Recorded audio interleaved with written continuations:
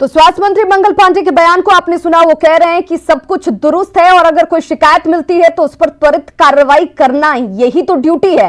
लेकिन सवाल यही कि क्या इन तस्वीरों को, इस हालात को देख करके भी मंगल पांडे यही जवाब देंगे कि सब कुछ दुरुस्त है?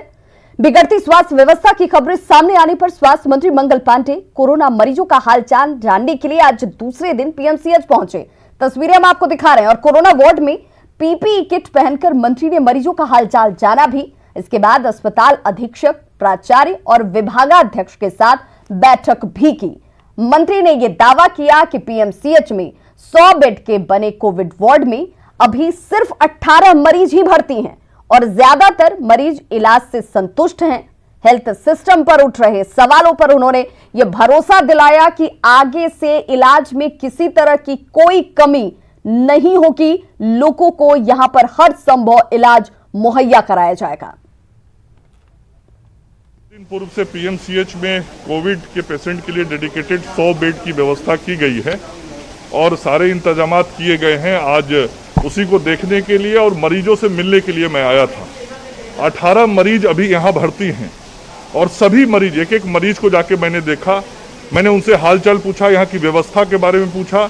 सभी लोगों ने ये बताया कि मैं जब यहाँ आया हूँ और किसी को 1 दिन हुआ, किसी को 2 दिन हुआ, कोई 3 दिन पहले आया है, सभी ने कहा कि मैं बहुत स्वस्थ महसूस कर रहा हूँ, पहले से कंफर्ट महसूस कर रहा हूँ। एक मुजफ्फरपुर के हैं, उन्होंने बहुत प्रसन्नता जाहिर की कि नहीं, यहाँ हमारी देख रेख हो रही है। और जो ऑक्सीजन पाइपलाइन है, तो जिनको ऑक्सीजन की ज़रूरत है, जिन मरीजों को, उनको ऑक्सीजन पे रखा गया है।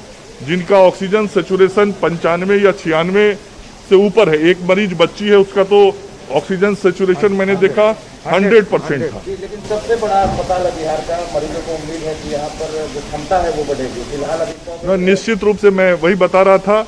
इसके अलावे वेंटिलेटर की भी व्यवस्था यहाँ पे की गई है, उसके लिए अलग एक डेडिकेटेड वार्ड बना है। उस वार्ड को भी मैंने जाके देखा जहाँ पर वेंटिलेटर लगाए जा रहे हैं।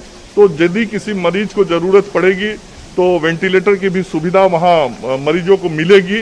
और जो हमारे डॉक्टर हैं और पैरामेडिकल स्टाफ है, उनके भी स्वास्थ्य की चिंता करनी हमारे लिए बहुत ज़रूरी है।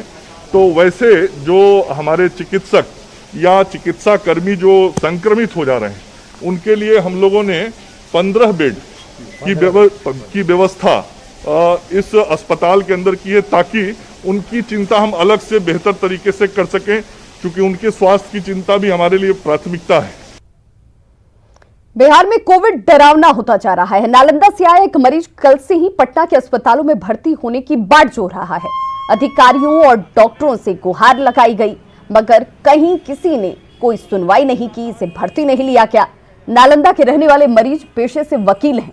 परिजनों का यह कहना है कि कल से ही एम्बुलेंस में मरीज ऑक्सीजन के सहारे सांस ले रहा है और एनएमसीएच, पीएमसीएच, एम्स सभी जगह भर्ती करने के लिए लोगों ने दौड़ लगाई, लेकिन भर्ती नहीं लिया गया।